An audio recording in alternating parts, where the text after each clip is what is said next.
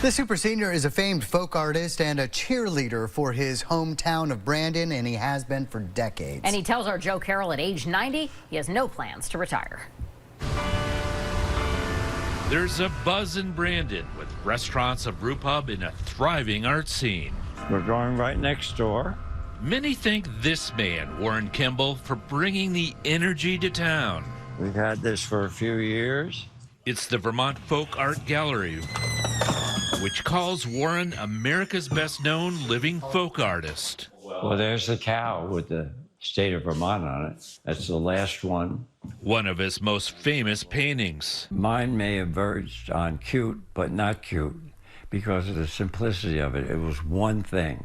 Warren was far from an instant success. He was an art teacher at then Castleton State College. Well, they actually fired me because I didn't have an MFA, which is a graduate degree. I didn't know what the heck I was going to do when I got canned. He struggled selling antiques with his wife, Lorraine. But Warren would rebound in a big way when an art dealer noticed his paintings. But you were 50 before your art took off. Yeah, totally. Yeah. There's the folk art. It just happened.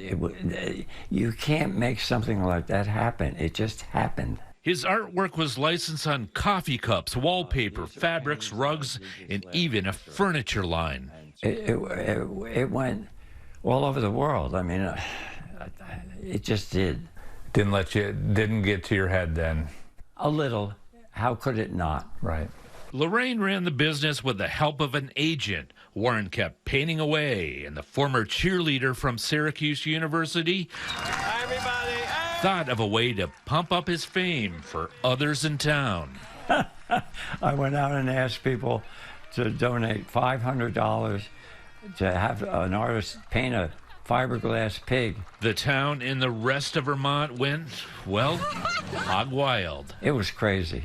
And we raised a lot of money. How much? Over $140,000. That allowed them to buy a building that is now the Brandon Artists Guild. If you don't have fun, don't do it. Seemingly always upbeat, Warren has been challenged. He was 29 and a writer in New York. He was gay. His son Chris was afflicted with AIDS during the peak of the epidemic in the early 90s. Well, you being there must have been a big comfort for him.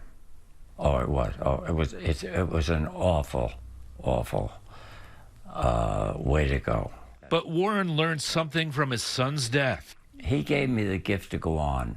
Another test for Warren. Lorraine is now suffering with dementia and needs round-the-clock care. A few months ago, Warren moved her into a memory care unit. Yeah, it's not easy being alone. I'm not used to being alone. But Warren's friends and his kids keep him company. So you made it yourself? No, God, no. And fed. So Well, thank you for this. you're welcome. With some of his best artwork watching us from above, the 90-year-old proves laughter is the best medicine. That, and then I have some red noses. And then I have Reporting in Brandon, a Charlie Chaplin hat. Joe Carroll, Channel 3 News. My Uncle Sam.